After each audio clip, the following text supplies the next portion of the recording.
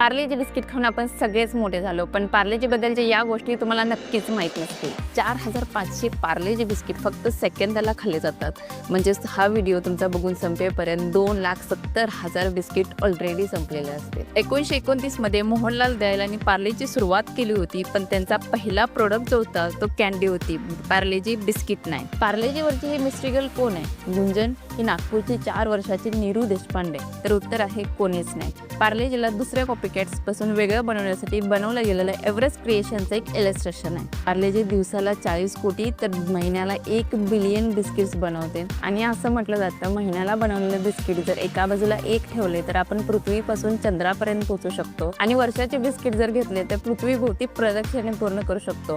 1-2 प्रदक्षिणा नाही तर तब्बल 192 प्रदक्षिणा. आज पार्लेचे जगभरात 5 मिलियनपेक्षा जास्त स्टोअर्स आहेत आणि टर्नओव्हर 17,000 कोटीपेक्षाही जास्त आहे.